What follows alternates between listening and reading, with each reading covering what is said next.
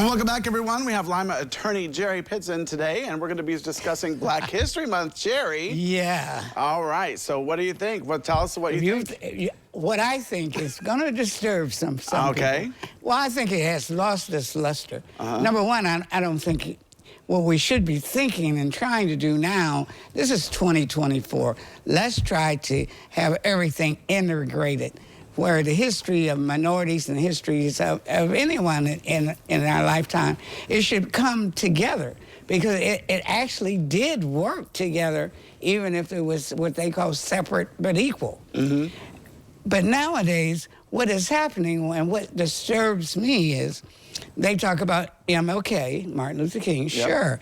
You're going to talk about Muhammad Ali. You're going to talk about Rosa Parks. Yeah. But here's the catch. Rosa Parks was not the first person who refused to sit down.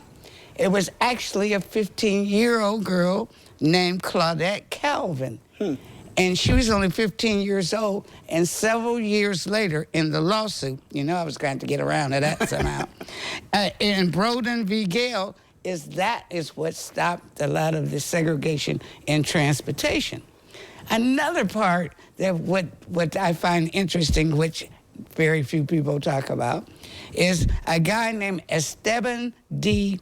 Dorantes was the first minority or person of color to come to North America. When they talk about magazines, they talk about Johnson & Johnson. They weren't first. It was 1905 by a man named the Abbott family, who were minorities, and their paper was called the Chicago Defender. Okay. See, a lot of those things, they're getting skipped over because they're highlighting only the big names. And so, just like with the Michael Jordan, basketball, but it didn't start with him. Well, no. And there was other minorities players before him. And a lot of the young people, especially the young people, are not getting a part of that history. That's why I'm saying we need to incorporate all of it, giving everybody an opportunity to see what has been done by others other than our celebrities, per se.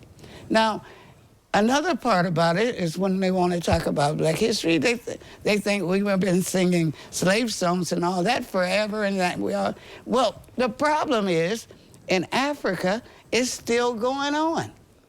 And it's more prevalent than ever before, some form of slavery.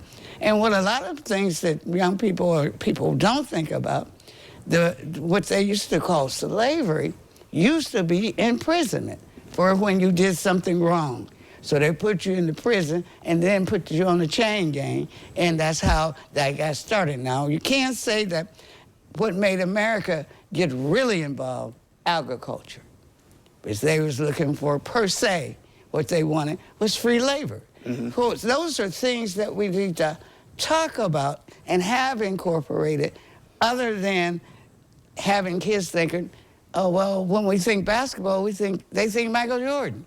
That's not how it works. That's why I said we need to incorporate as much of the other history of even those unshining names that should be mentioned, and how things are going.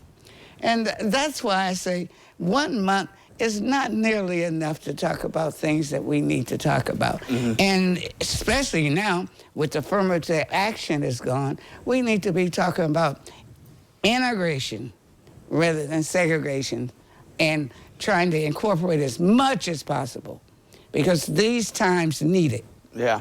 Because, as we say, we got to get very familiar with each other, especially with this stand your ground stuff.